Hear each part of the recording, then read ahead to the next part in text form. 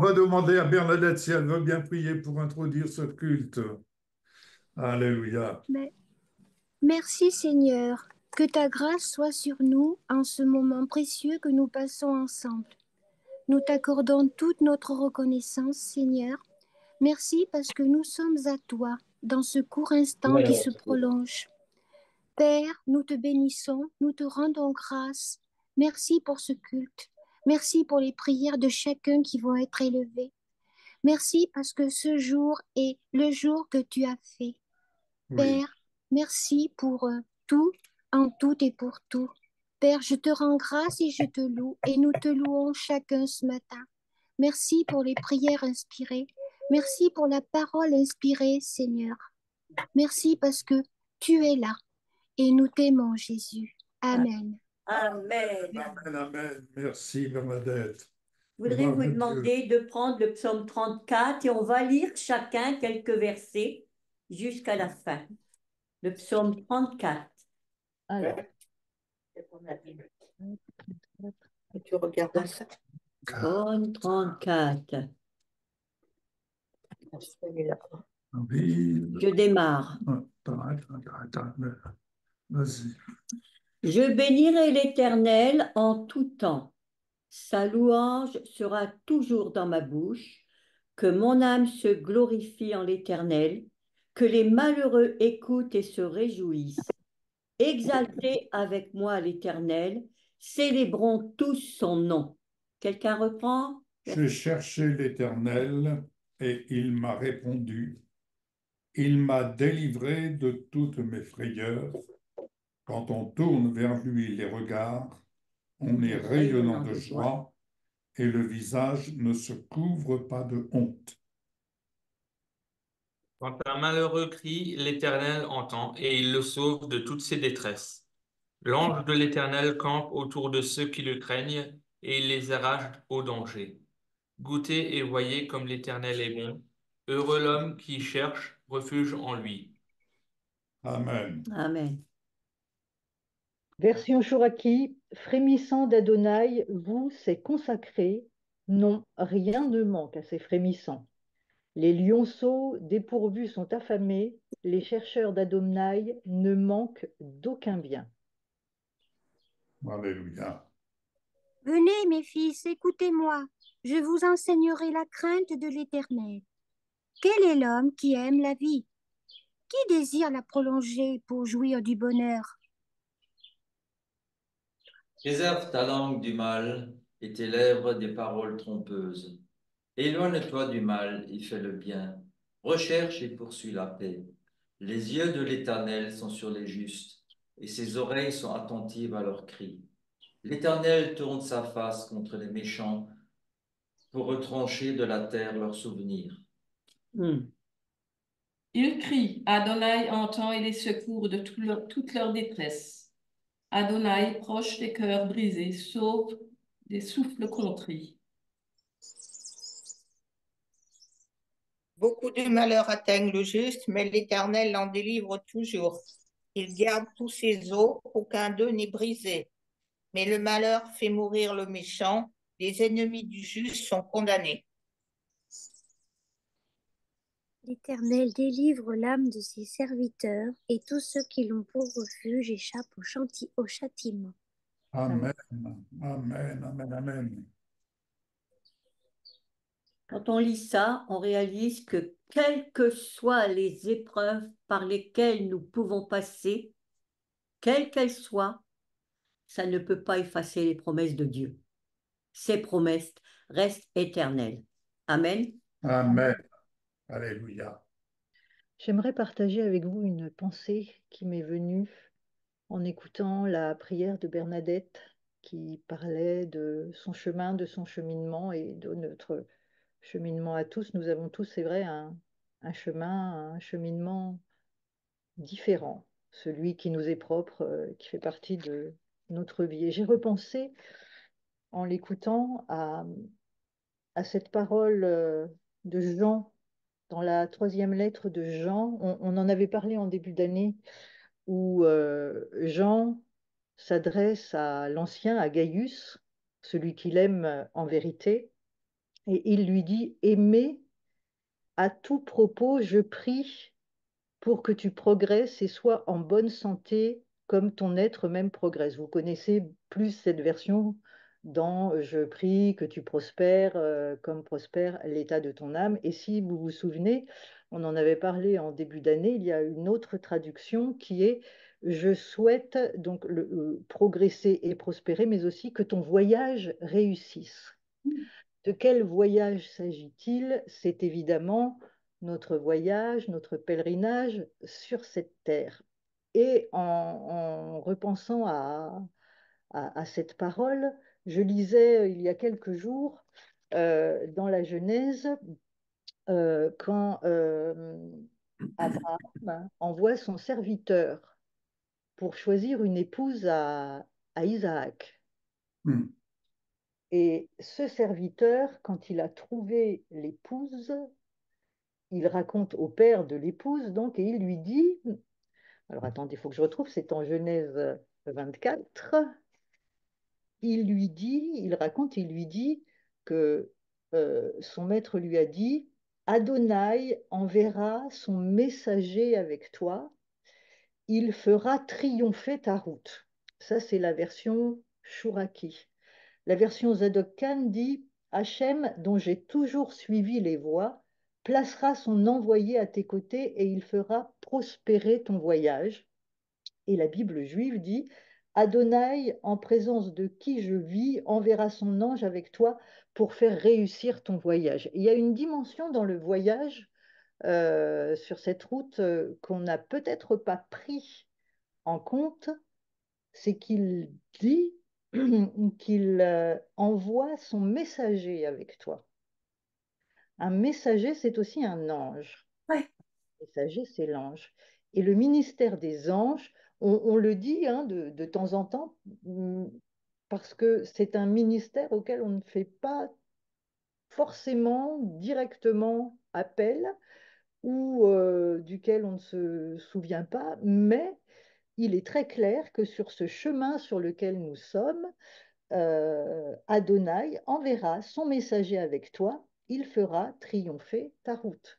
Et sur ce chemin, Bernadette, Émilie, comme sur notre chemin à nous tous, où nous sommes destinés à triompher et à réussir notre voyage sur cette terre, nous, ses enfants, il a placé avec nous son messager, qui est évidemment premièrement Yeshua, notre Seigneur, mais qui est aussi le ministère des anges, puisque le ministère des anges sont au service de ceux qui héritent le salut. Donc, ils marchent à côté de nous pour nous faire triompher et faire réussir notre voyage, quelles que soient les circonstances. Et il est dit plus loin, au verset 42, hein, dans Genèse 24, il lui dit, si tu fais réussir le but de mon voyage, me voici debout près de la source.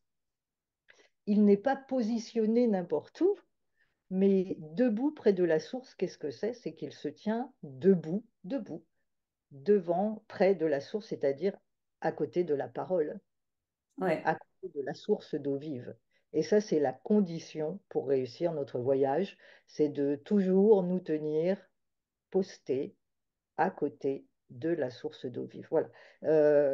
C'est ce que je voulais juste vous partager ce matin très rapidement parce que c'est ce que m'a inspiré la prière de Bernadette sur ce chemin. C'est vrai qu'il peut être difficile, qui peut être brûlant dans le désert, mais Bernadette, Émilie, comme nous tous, Adonai a envoyé son messager avec toi, avec vous, pour faire triompher votre route. Tenez-vous et continuez à vous tenir debout près de la source. Et ça, c'est valable pour chacun d'entre nous, quelles que soient les circonstances, mais gardons à l'esprit qu'il y a des anges qui marchent avec nous, qui sont à notre service. Entendons à notre service, pas comme certains Américains qui partent un peu dans des dérives et qui pensent que ils sont là à leur service pour le quotidien de tous les jours, fais ci, fais ça. J'avais lu il y a quelque temps des Américains qui avaient licencié leur ange, rien que ça, licencié leur ange, parce que ils n'avaient pas protégé leur maison. Ah, ils étaient partis sans fermer la porte à clé, et ils ont considéré que c'était le rôle des anges de protéger la maison, mais ils avaient qu'à la fermer à clé. Les anges interviennent là où on ne peut pas intervenir, tout simplement. Voilà. Donc ça, c'est les excès américains. Tout ça pour replacer que les anges sont à notre service. Ils interviennent dans l'invisible, dans ce qu'on ne voit pas. Ils sont là aussi pour notre protection et aussi participent à la réussite de notre chemin. Ils font triompher avec nous. Qui nous tenons près de la source, et c'est-à-dire qui prononçons les paroles de Dieu, qui parlons la parole de Dieu, parce que les anges, ils obéissent à la voix de sa parole, Ouais. c'est-à-dire à la voix de la parole que nous prononçons. Mm.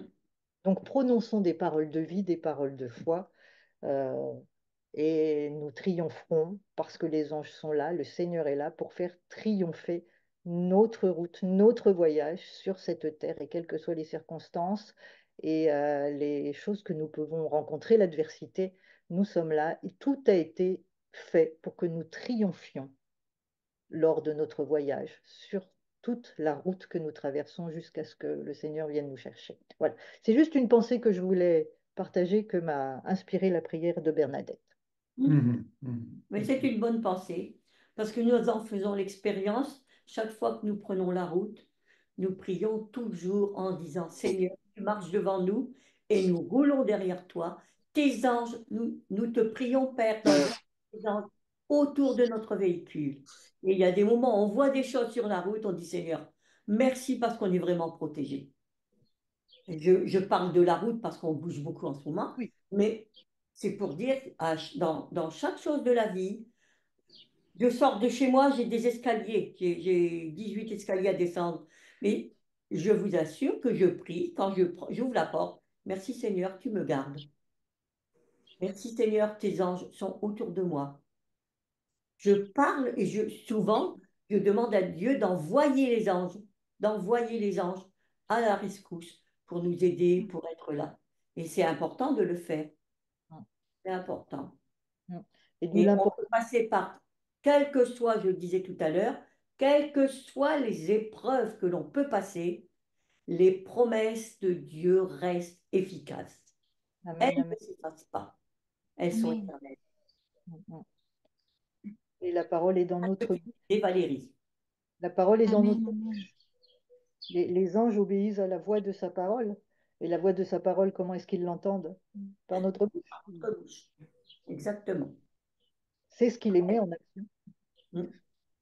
Amen. Amen.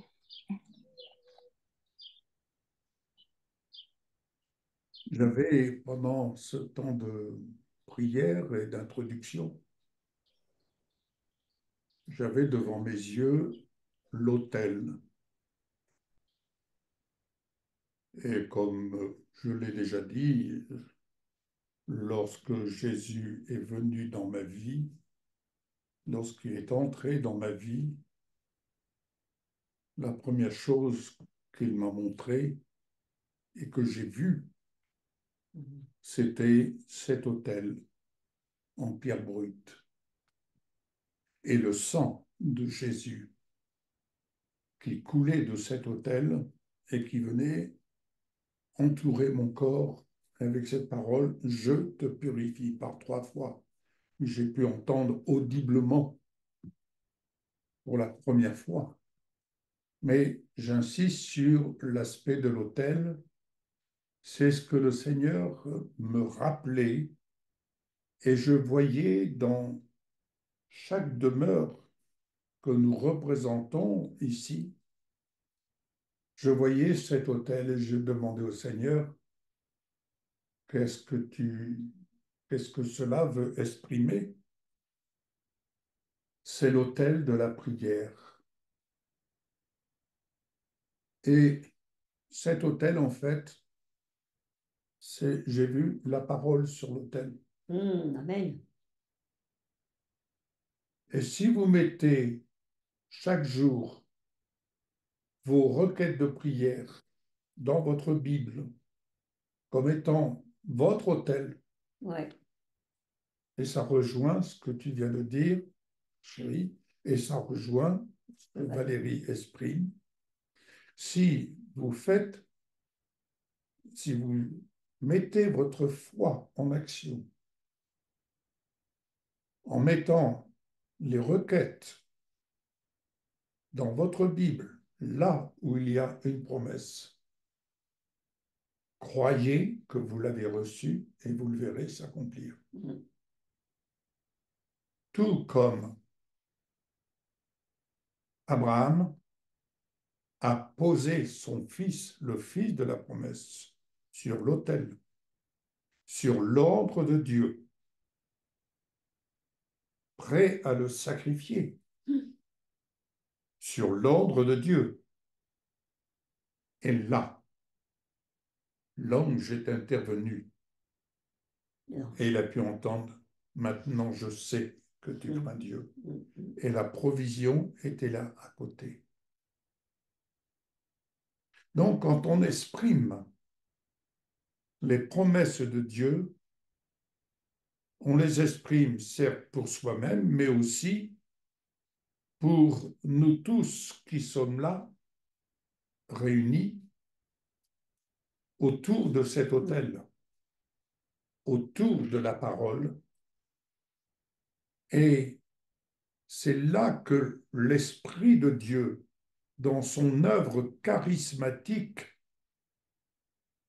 fait de nous des instruments de sa justice qui, inspirés de son amour, de sa justice, allons alors exprimer des paroles qui ne sont pas forcément pour nous, mais qui sont l'expression de l'Esprit de Dieu venant se révéler pour le besoin de quelqu'un. C'est dire que l'œuvre charismatique de l'Esprit ne doit pas être négligée. Et nous allons le voir tout à l'heure. Durant ce temps de louange et d'adoration, j'ai préparé quelques notes bibliques que nous allons lire sur l'amour, sur le travail de l'amour. Et d'ailleurs, tenez, allons-y, ne perdons pas notre temps à réfléchir.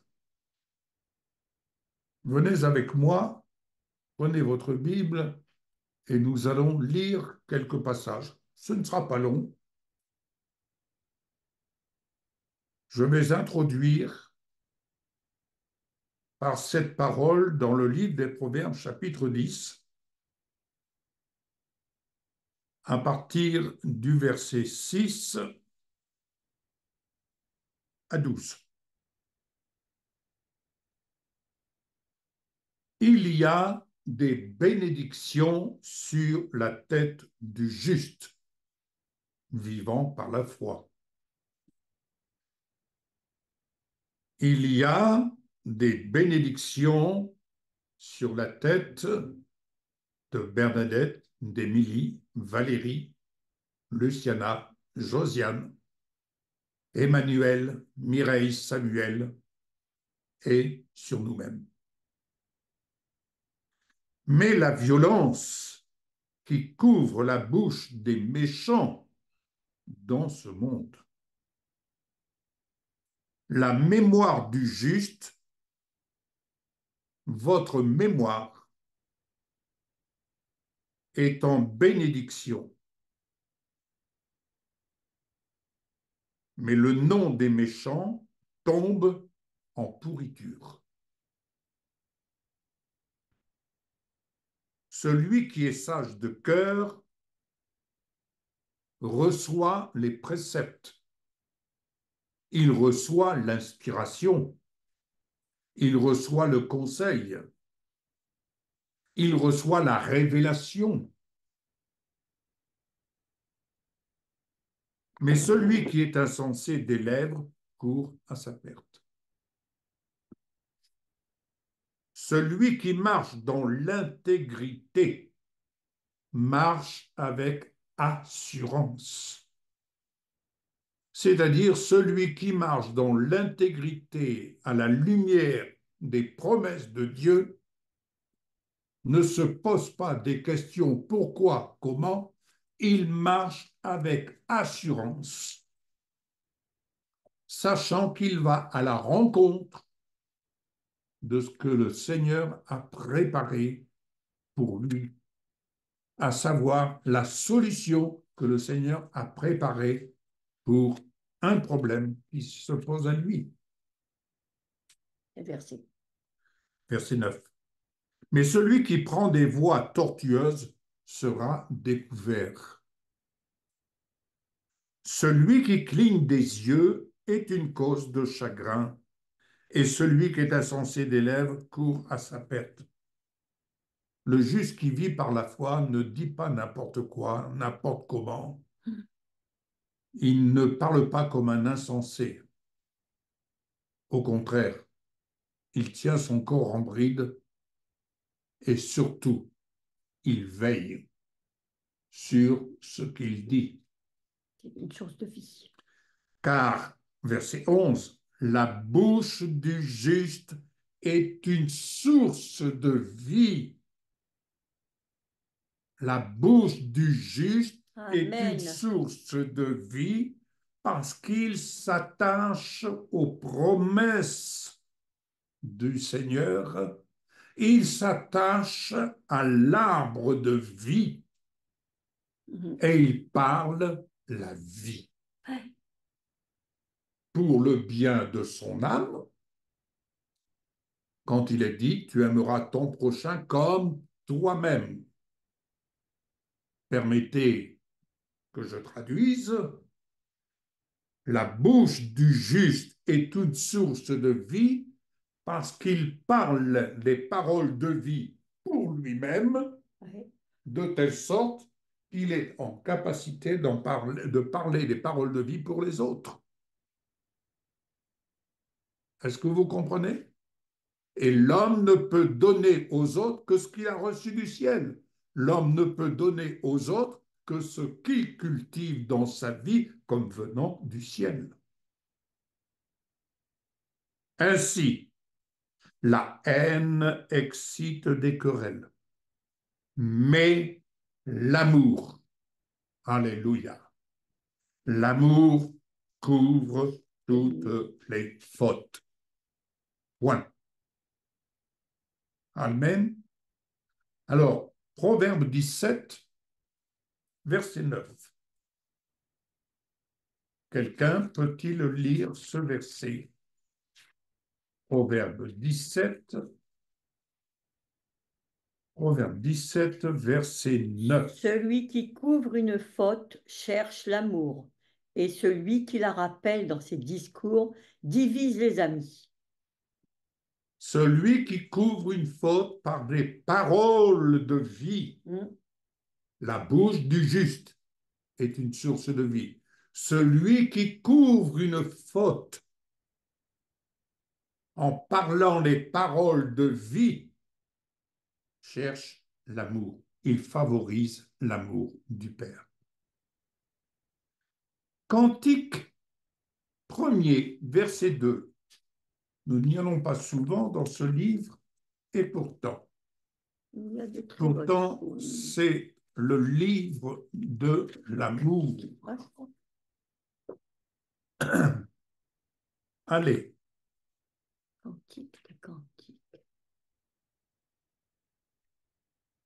Quelqu'un peut-il lire dans le livre des Cantiques, chapitre 1er, verset 2? Il m'embrasse de baisers de sa bouche. Oui, ton amour est meilleur que le vin. Alléluia. Alors, pourquoi l'amour vaut mieux que le vin? Le vin, c'est source d'ivresse, dirons-nous. Eh bien, l'amour de Dieu est la source de l'ivresse. Alléluia. Ouais. Connaître l'amour de Dieu, c'est apprendre à connaître l'ivresse de son amour. Ouais. C'est connaître l'ivresse de son amour. Être ivre de son amour, c'est être ivre de son esprit qui nous remplit. Connaissez-vous l'ivresse de l'amour de Dieu?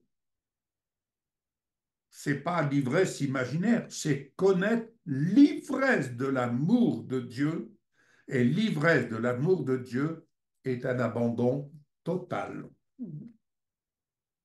Quelqu'un a dit un jour, Moïse est mort du baiser de l'amour du Père. On n'a jamais retrouvé son corps. Moïse est mort du baiser de l'amour du Père. Alléluia. Et l'épouse qui va à la rencontre de l'époux est épris de cette ivresse de l'amour à l'égard de l'époux et de la part de l'époux. Nous avons une relation quelquefois avec Jésus, une relation, allez, je vais employer un terme, excusez mon expression, mais une relation de, comment on appelle ça, de charretier, vous savez, de bûcheron. On a une relation de bûcheron avec le Seigneur. Une relation de, oui, une relation de bûcheron, quoi. La rudesse. Oh Seigneur, tu fais, hein, voilà. Mais où est cette relation d'amour? Ce n'est pas pour rien que l'apôtre Paul, dans Éphésiens 5, vous connaissez ce passage que j'emprunte très souvent, et quel passage qui n'a de cesse de me parler, mais qui communique la vision de ce que doit être notre relation d'amour avec notre Seigneur Jésus, don de l'amour de Dieu. Don de l'amour de Dieu. Mais cette relation, comme Paul le dit, par rapport à nous, mariés, couple que nous formons, quelle est l'ivresse de l'amour que nous connaissons? Quelle est l'ivresse de l'amour que nous connaissons? Est-ce une relation de bûcheron ou est-ce une relation de tendresse? Une relation, oui, de tendresse. Une relation d'abandon l'un envers l'autre. Une relation où, en fait, il y a, comme le disait, je l'ai dit récemment, il y a le mariage, je dirais, il y a le mariage et le mariage. Il y a le mariage selon une alliance, mais il y a ce que j'épouse, le contenu de ma bien-aimée, et elle, de son côté, épouse le contenu de son bien-aimé. Eh oui. Réfléchissez, bien-aimés, réfléchissez. Est-ce que vous vous êtes mariés parce qu'il faut respecter l'alliance ou est-ce que vous avez épousé le contenu de l'autre? Et réciproquement, qu'est-ce que vous avez épousé? C'est une question qui a surgi, j'ai entendu, mais je dis, mais c'est vrai. Et j'ai compris pourquoi, je ne vais pas rentrer dans les détails, ce n'est pas là mon sujet, mais j'ai compris pourquoi un jour le Seigneur m'a fait comprendre visuellement qu'il y a les mariages, mais il y a le mariage selon Dieu. Ouais. Et le mariage selon Dieu, c'est pas simplement je t'aime, tu m'aimes, allez, on va se marier. Et puis qu'est-ce qu'il y a? Non, le mariage, c'est épouser le contenu. Vous comprenez? Donc, quand on accepte l'alliance avec Jésus, c'est pas simplement dire j'accepte l'alliance et comme ça le Seigneur va venir satisfaire mon besoin ou mes besoins. Non, non, non, non, non, non, non, non, non, non, non. Ce n'est pas ça le chemin. Ce n'est pas ça la vérité. Ce n'est pas ça la vie. Accepter l'alliance de Jésus, c'est reconnaître que lui, il nous épouse tel que nous sommes, avec le contenu que chacun d'entre nous, on connaît très bien, on ne va pas se voiler la face, mais nous acceptons d'épouser le contenu de Jésus, de telle sorte qu'il y a un échange, car le contenu de Jésus en l'épousant va venir transformer notre contenu qui, lui, a reçu le châtiment que Jésus a porté à la croix. Est-ce que vous comprenez? Votre vie ne vous appartient plus. En acceptant l'alliance de Jésus, votre vie appartient à Jésus et il prend soin de changer votre contenu dès l'instant où vous épousez son contenu. Ça dépasse la notion de l'alliance que nous pouvons avoir. Épouser l'œuvre de Jésus, c'est épouser son contenu. Amen. Donc, l'ivresse de l'amour du Seigneur. Cantique chapitre 8, verset 6. Oh, son amour est tellement fort. Son amour est tellement fort. Quelqu'un peut lire 8, 6, s'il vous plaît. Mets-moi comme un sceau sur ton cœur, comme un sceau sur ton bras. Oui, l'amour est inexorable comme la mort. L'ardeur dure comme le shéol. Ses fulgurations sont fulgurations de feu, flamme de Yah. L'amour est fort comme la mort. Parce que l'amour nous amène à nous laisser dépouiller de notre vieille nature pour recevoir la nature du roi de gloire. Alléluia. Et c'est dans ce sens, combien de fois je le souligne, c'est dans ce sens que je dis que nous devons apprendre à nous regarder dans la perfection de l'amour de Dieu révélé dans l'œuvre de son Fils.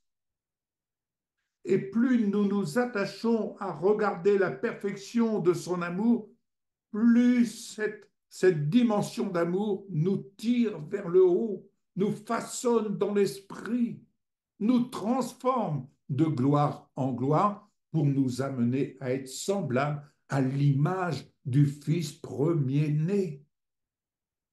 Amen. Osée 11.4. Voici, je lis. Je l'ai tiré avec des liens d'humanité, avec des cordages d'amour. Je fus pour eux comme celui qui aurait relâché le joug près de leur bouche, et je leur présentai de la nourriture. Les cordages d'amour que le Seigneur désire que nous apprenions à tisser ont pour but de nous tirer vers le haut et non pas de nous laisser descendre vers le bas. De tirer, d'élever notre âme vers le haut. Alléluia. Je reprends très souvent, nous avons vu une vidéo, une maman demande la prière, elle est là dans la détresse parce que elle a un cancer et autres. Mais ce qui m'a frappé dans ce qu'elle exprime, dans son comportement, dans sa détresse, ce qui m'a frappé pour cette maman, au-delà de ce qu'elle pouvait exprimer, c'était la détresse de son âme. C'était la détresse de son âme. Et je n'ai pu m'empêcher de partager avec Michel en lui disant, mais chérie, quelle grâce nous avons vécue avec Sandrine. Quelle grâce. Ce sont des cordages d'amour qui se sont manifestés au travers des boucliers de la foi, des visites qu'elle a pu avoir, tout ce que les uns et les autres ont été amenés à lui exprimer. Ce sont des cordages d'amour qui l'ont tiré vers le haut. Oui, me direz-vous, mais Sandrine est partie, mais on sait où elle est. Elle a déménagé. Pour nous, elle n'est pas décédée, elle a simplement déménagé. Son corps, certes, est là-bas, 2 mètres sous terre, dans un caveau, mais c'est pas ça, la tristesse. notre joie, notre consolation, c'est que tous ces cordages d'amour qui se sont manifestés, et combien de fois nous exprimons avec Michel notre reconnaissance au Seigneur, et nous sommes là en nous disant, oui, comme le disait ce dernier chant, tout est possible, tout est possible, et ça dépasse notre entendement, ça dépasse notre imagination. Nous n'avons pas de mots pour expliquer, mais c'est un fait. Nous l'avons vécu, vous l'avez vécu avec nous. C'est dire que les cordages d'amour ont pour but, par la parole, justement, de nous tirer vers le haut. C'est un état d'esprit. C'est le reflet de notre relation avec le Seigneur. Et c'est ce que le Seigneur n'a de cesse de nous exhorter, de nous encourager, de nous interpeller, de nous appeler, de telle sorte que nous puissions tenir debout et de résister à l'adversité. Et quand je parle d'adversité, de résister à des vents qui, par des souffles violents, viennent pour déstabiliser dans nos pensées. Ayez vos pensées en Jésus-Christ. Alléluia. Soyez des sentinelles mobilisées 24 heures sur 24. Je suis peut-être excessif, mais je préfère être excessif de manière à ce que vous vous laissiez interpeller par le Seigneur. Amen. Luc 11. Luc 11, verset 42. Comment le Seigneur met en garde, il nous met en garde. Il parle aux pharisiens, il parle aux religieux. Attention, bien-aimés, votre ennemi n'est pas forcément là où vous pensez. Mais votre ennemi, notre ennemi, c'est l'esprit religieux. C'est l'esprit religieux. Je lis, Jésus parle et il dit, mais malheur à vous, pharisiens, parce que vous payez la dîme de la menthe, de la rue et de toutes les herbes, et que vous négligez la justice et l'amour de Dieu. C'est là ce qu'il fallait pratiquer sans omettre les autres choses. C'est Jésus qui parle. Ouais. C'est Jésus qui parle. Vous négligez la justice et l'amour de Dieu. Parlez les promesses de Dieu. Je reprends ce que tu disais tout à l'heure, chérie. Parler les promesses de Dieu, c'est parler la justice de Dieu. Et parler la justice de Dieu, c'est dire je puis tout par celui qui me fortifie. Parler la justice de Dieu, c'est dire j'ai plus de joie à donner qu'à recevoir. Parler la justice de Dieu, c'est dire au nom de Jésus, sois guéri maintenant. Est-ce que vous comprenez?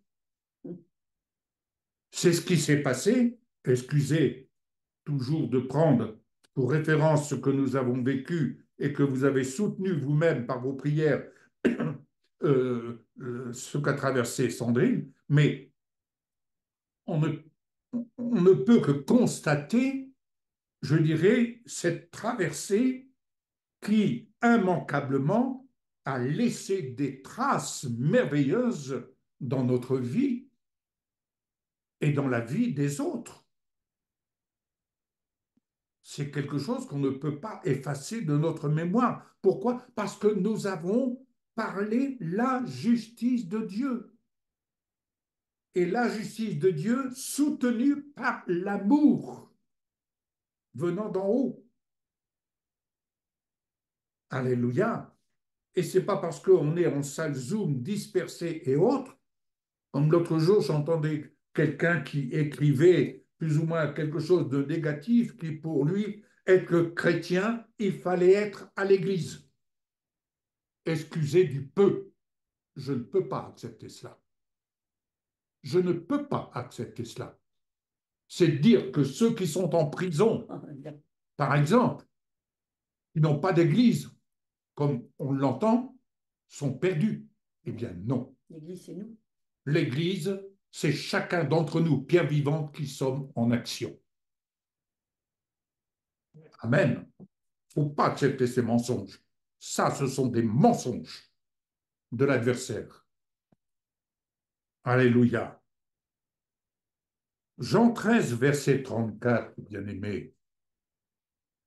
Jean 13, verset 34. Alléluia, Jésus.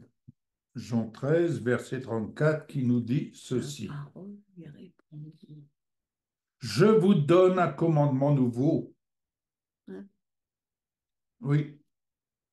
Pourtant, tout au long de la parole de Dieu, dans le Nouveau Testament, Dieu n'a de cesse de témoigner son amour et autres. Mais ici, Jésus dit, je vous donne un commandement nouveau. Aimez-vous les uns les autres comme je vous ai aimé. Vous aussi, aimez-vous les uns les autres.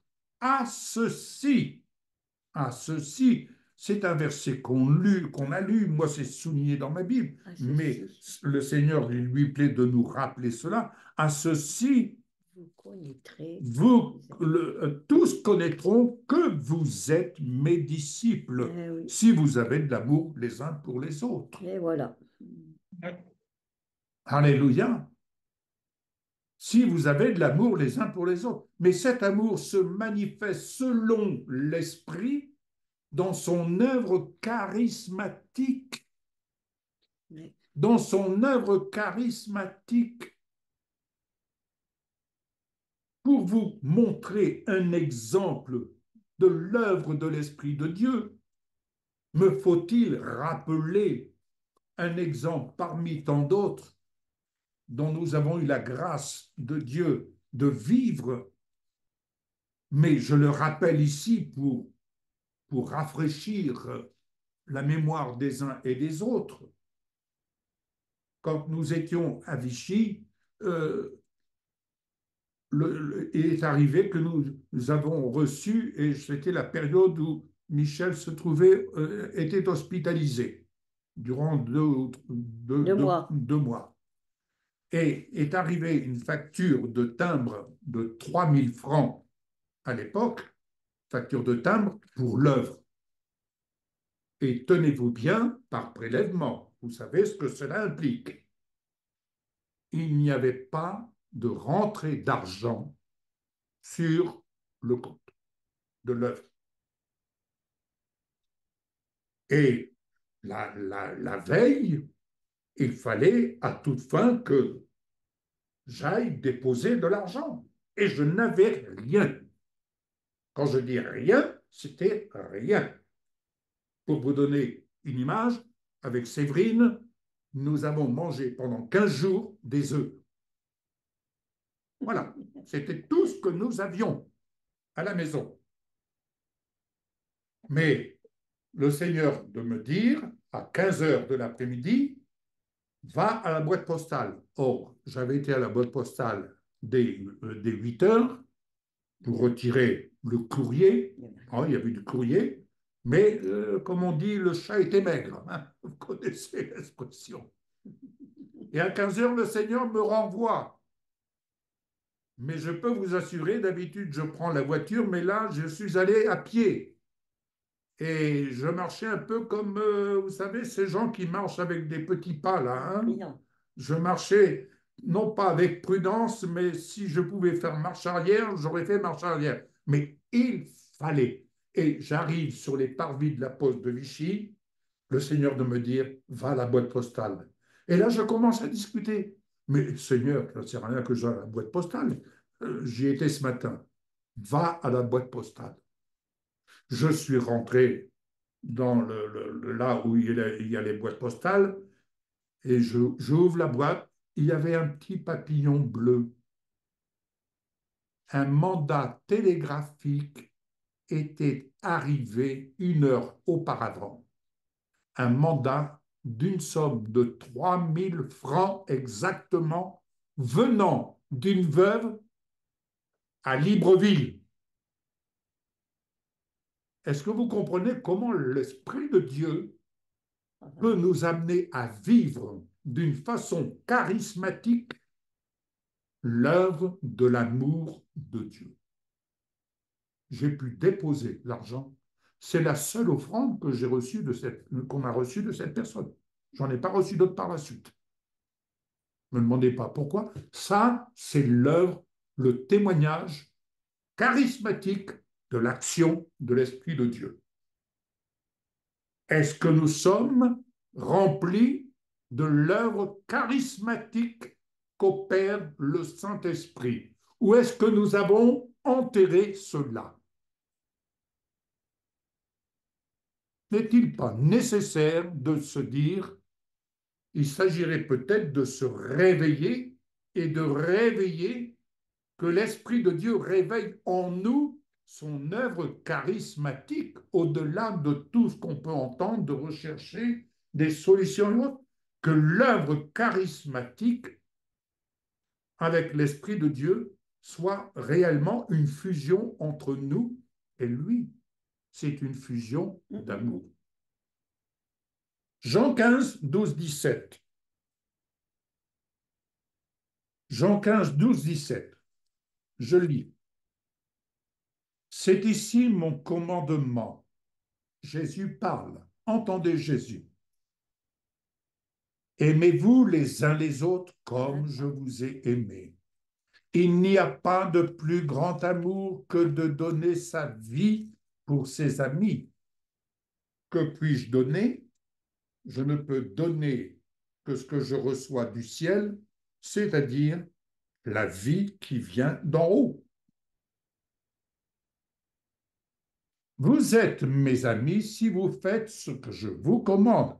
Ah, Jésus donne par l'action de son esprit, il nous donne des ordres tels que cette veuve a reçu l'ordre d'envoyer cette somme de 300 € par télégramme. Elle aurait pu envoyer d'une autre façon, mais par télégramme. C'est-à-dire qu'il y avait une urgence. Et le Seigneur n'ignore pas les situations devant lesquelles on peut se retrouver après avoir servi ce qu'il nous demandait, ce qu'il nous inspire de servir. Je ne vous appelle plus serviteur parce que le serviteur ne sait pas ce que fait son maître, mais je vous ai appelé ami parce que je vous ai fait connaître tout ce que j'ai appris de mon Père. Les amis de Jésus connaissent les intentions de Jésus. Les amis de Jésus connaissent ses intentions et passent à l'action pour servir selon ce qu'il demande de servir, parce que nous sommes les amis. Quand il dit « Ce n'est pas vous qui m'avez choisi, alléluia, mais moi je vous ai choisi et je vous ai établi afin que vous alliez et que vous portiez du fruit et que votre fruit demeure, afin que ce que vous demanderez au Père en mon nom, il vous le donne. Ce que je vous commande, c'est de vous aimer les uns les autres. » Qu'est-ce que nous demandons au Seigneur dans son amour? C'est de pouvoir bénir davantage, servir davantage de son contenu, de son contenu. Dans ce champ de mission dans lequel le Seigneur me fait grâce, chaque jour c'est ma prière. Seigneur, merci pour le contenu de ta parole que tu me révèles, que tu me donnes de servir aujourd'hui. Alléluia. Et je le sers avec empressement, avec joie et avec reconnaissance. Béni soit le Seigneur. Alors, Jésus a été tué. alors qu'il était innocent. Écoutez bien, l'amour ne suppose pas le mal. Mais attention, l'adversaire cherchera d'une façon ou d'une autre et d'une manière sournoise, comme quelqu'un qui vient pour ravir, voler. Il viendra tuer l'amour, anesthésier l'amour, le rendre inefficace, le mettre en sourdine. Oui, le mettre en sourdine. Alors, ne nous laissons pas refroidir dans l'action de l'amour venant d'en haut. 1 Corinthiens 14, premier. 1 Corinthiens 14, premier. Voilà. 14. Bon, je suis au 11 là. 14. Ah non, je suis dans 2 Corinthiens, pardon. 1 Corinthiens 14. Si quelqu'un l'a, Ouais. 14, verset 1er, s'il vous plaît. Recherchez l'amour, aspirez aux dons spirituels, mais surtout à la prophétie. Alléluia. Recherchez l'amour pour vivre dans l'œuvre charismatique. Tout vient de l'amour de Dieu. Tout vient de sa nature. C'est vrai. Alléluia. Et 2 Corinthiens 5, verset 14.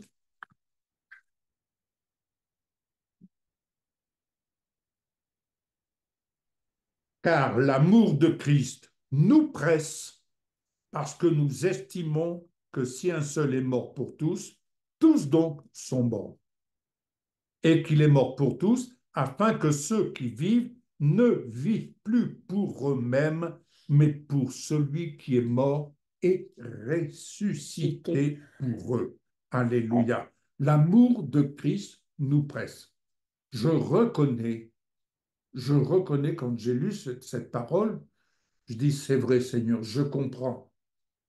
Je comprends que dès que je suis réveillé, je suis pressé par l'amour de Dieu pour servir ce qui vient du ciel et le répandre le plus largement possible à ceux et celles qui sont dans l'attente et qui ont faim et soif de la parole, qui ont faim et soif de la parole, d'entendre des choses de la parole.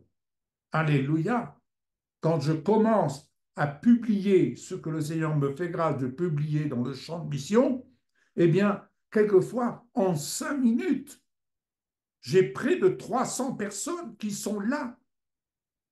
Près de 300 personnes qui viennent et qui, tout de suite, merci, c'était la parole que j'avais besoin d'entendre. Enfin, il y a tout de suite de la reconnaissance qui s'élève vers le Seigneur.